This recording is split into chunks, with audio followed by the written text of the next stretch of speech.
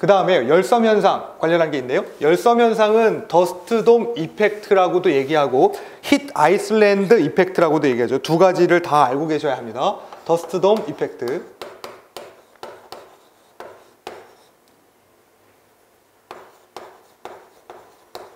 혹은 이거랑 같은 얘기로 되어 있는 게 힛 아이슬란드 이펙트. 이건 거죠. 그러니까 생각해보면 이런 거예요. 도시에는 이런 게 많아. 빌딩이 많아. 그리고 바닥은 아스팔트로 깔려있어. 자, 요 원인들 때문에 뭔가 사건, 이런 현상이 일어나기 시작합니다. 태양으로부터 한낮에 열을 받는다고 치면 시골 지역은 사실은 바람도 조금 많이 불고요. 그 다음에 뭐가 없냐면 이런 아스팔트가 없어요. 아스팔트가 있는 것 때문에 무슨 현상이 일어나냐면 이런 것들을 조금 영향이 있어요. 이런 것들에 영향을 받는데 알베도라는 개념을 알고 계실 겁니다.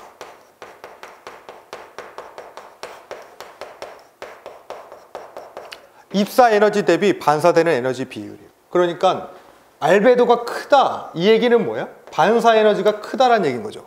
반사되는 게 크다라는 건 태양으로부터 받는 열 에너지가 반사되기가 쉽다는 얘기인데 어떤 게 쉽냐면 물, 얼음, 눈 이런 것들은 반사되기가 쉽고 그 다음 반사되기가 어려운 건 뭐예요? 검정색 비닐봉지, 아스팔트 이런 것들은 반사가 안 되잖아요. 흡수가 되지 않습니까? 그러니까 알베도가 작다는 얘기는 그만큼 입사 에너지가 크고 반사 에너지는 작다는 얘기니까 여기 공간 내에 아스팔트가 있다는 얘기는 그만큼 반사되는 것이 적고 입사되는 것만 많다는 얘기인 거죠. 이것만 큰 거예요. 그러니까 알베도가 작은 거예요. 얘가 작아요. 또 하나, 태양으로부터 받는 열 에너지가 건물들이 전부 다 거의 유리창 뭐 이런 형태로 돼 있죠. 그러니까 난반사가 일어난다고. 이런 식의 반사가 일어나서 어디에 쌓입니까? 여기에 쌓인다고요. 맞나요? 여기에 쌓인다고. 그러면 또 그것대로 문제가 생기기 시작해요. 그러니까 건물이 만약에 그냥 주변이 광활하면 이러한 난반사가 없는데 이렇게 쌓인다는 얘기인 거죠. 그러면 지금 여기 있는 열이 쌓여요. 여기 열이 쌓이면 항상 상승하려고 들죠. 위로 올라갑니다. 다른 데로 좀 가고 싶어요. 이런데 뭐 건물 사이사이로 빠져나가고 싶어요. 그런 걸 뭐라고 얘기하냐면 바람길이라고 얘기해요. 그러니까 내가 여기 있으면 누군가 훅 불어서 가면 되는데 건물 사이사이에 다른 쪽으로부터 들어오는 바람이 많기 때문에 자기네들은 가기가 좀 힘든 거예요. 갇혀있던 거죠. 그 갇혀있는 상태에서 열이 많으면 위로 뜰 수밖에 없습니다. 그러면 이 위로 뜬 열들이 가면서 뭘 가지고 가요? 공기 분자자들이. 주변에 있던 오염물질 같은 것들 가져가죠. 이런 것들. SO2 같은 것들, 뭐 NO 같은 것들, CO 이런 것들, 이런 애들을 가지고 간단 말이죠. 그리고 위로 올라가면 주변에서는 어떻게 해야 돼요? 물을 내가 한번 이렇게 훅 휘저으면 그 물을 이렇게 채워지듯이 열이 위로 올라가면 다른 곳에서부터 그 바람이 채워져야 되잖아요. 이 공간을 채워줘야 된다고. 이걸 뭐라고 부르냐면 전원풍이라고 불러요. 그러니까 시외곽, 도시 외곽 지역에서부터 바람이 불어 들어온다는 얘기예요. 전원일기 있죠. 전원일기. 그거 생각하시면 돼요. 그러니까 도심 지역이 아닌 다른 곳에서부터 바람이 들어와서 지금 얘가 열부력에 의해서 상승하는 곳을 메꿔주는. 그러면 밑에 이 전원풍으로 들어오는 애들은 바람이 차요, 안 차요? 바람이 좀 차죠. 그러니까 공기가 차갑잖아요. 공기가 차갑다고. 이거 온도가 내려갔다는 얘기예요. 온도가 내려갔다고. 얘 위로 뜬 애들은 어때요? 열로 인해서 올라간 거기 때문에 뜨거운 거죠. 그러니까 밑에가 오히려 차갑고 위로 갈수록 온도가 뜨거운, 지금 이런 현상을 뭐라고 해요? 역전현상. 그렇죠. 역전현상이 일어나니까 오염물질 같은 것들이 장시간에 체류할 수가 있음과 동시에 얘네들 오염물질이 올라가면 전부 다 뭐가 돼요? 뭐 이런 뭐 기체성 물질 아니고도 입자성 물질도 많이 가잖아요. 그러니까 뿌옇게 먼지가 쌓인 것처럼 지붕 효과가 일어나고 태양으로부터 오는 태양으로부터 오는 빛 에너지 같은 것들을 반사시키거나 해서 시정거리를 감소시키고, 또한 중요한 거 하나 있죠. 얘네들 말고도 입자성 오염물질 있다고 했어요. 입자성 오염물질. 이런 애들이 무슨 일을 합니까? 지우개 똥 역할을 하는 거야. 지우개 똥을 막 주변을 돌리고 하면 하나의 지우개가 되는 것처럼 얘네가 핵 역할을 해서 주변에 있는 수분 덩어리들을 지 주변으로 끌어당기면 걔네들이 하나의 수분이 되죠. 하나의 물방울이 되잖아요. 그 물방울이 떨어진단 말이죠.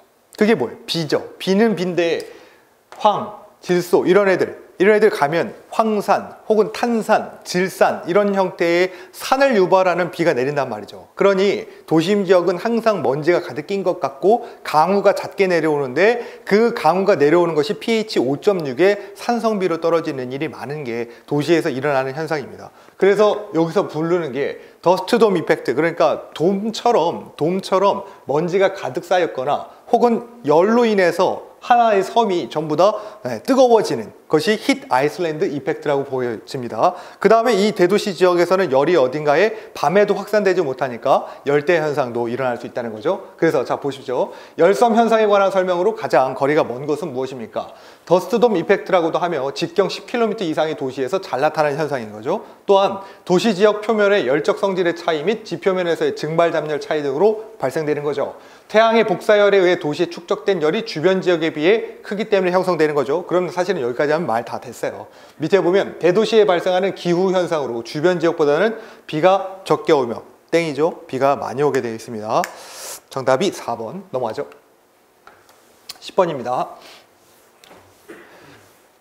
먼지 농도가요 40 마이크로그램 퍼 세제곱미터일 때 가시거리는 단 이런 얘기 줬어요. 상대 습도는 70%입니다. 그리고 또한 여기 A라고 되어 있는 거, 이건 실험적 정수라고 부르는 건데 얘가 1.2다 이렇게 주어졌습니다. 가시거리를 구하래요. LV를 구하라고 되어 있습니다. 얘는 70%일 때는 이렇게 구하시기로 되어 있고 10의 3승 곱하기 A의 농도 C라고 하기로 했었죠. 약속을 그렇게 했어요. 여기 A는 주어졌죠. 1.2라고. 단 여기 C, 먼지 농도가 중요한 건데 먼지 농도는 마이크로그램 퍼 세제곱미터의 단위를 무조건 써야 해요. 여기 킬로미터라고 나와 있는데 이거는 경험식이기 때문에 얘네들을 단위를 킬로미터로 바꾸는 게 아니죠. 이걸 바꾸는 것이 아니라 그대로 이 단위만 맞춰지면 되는 걸로 되어 있습니다. 그러니까 요거 마이크로그램 퍼 세제곱미터의 단위로만, 지금 주어진 게 40 마이크로그램 퍼 세제곱미터이기 때문에 바꿀 게 없는 거죠. 그냥 넣으면 된다. 40, 1.2 그냥 넣으면 돼요. 이건 문제가 사실은 기사 수준의 문제는 아닌 것 같아요. 정답은 30km? 이 정도로 되어 있습니다. 풀어보시고요. 그 다음에 11번입니다. 분산 모델 중 미국에서 개발된 것으로 광화학 모델이며 점 오염원이나 면 오염원에 적용하고 도시 지역의 이런 얘기. 도시 지역의 오염물질 이동을 계산할 수 있는 것은 무엇입니까? 사실은 여기에 미국 얘기 나오면, 미국이라고 얘기 나오면 얘 약간 아메리카 이런 느낌 안 드세요? 이런 걸 떠올리시거나, 사실 얘도 미국이에요. 이것도 미국입니다. 그런데 도시 지역이라고 되어 있죠. 얘를 영문을 해석하면 이거거든요. 얼반, 에어시드 모델입니다. 그러니까 도시, 그 어반 자카파 혹시 아세요? 가수 중에? 그게 자카파는 여러 그 단어들을 하나 붙인 거지만 거기에 어반이 이 어반입니다. 도시 지역에 사는 뭐 어떤 세련되고 뭐 이러한 이미지를 표방하고 싶었던 것 같은데, 그 다음에 여기 에어시드라는 건 그 지역의 대기를 말해요. 그 지역에. 그러니까 결국은 도시 지역의 그 대기에 모델링 하려고 하는 것이 얘들아 이런 얘기입니다. 나머지 뭐 ISCLT 이런 것들은 사실 여기 LT 있잖아요. 여기 LT가 뭐냐면 롱텀이에요. 롱텀.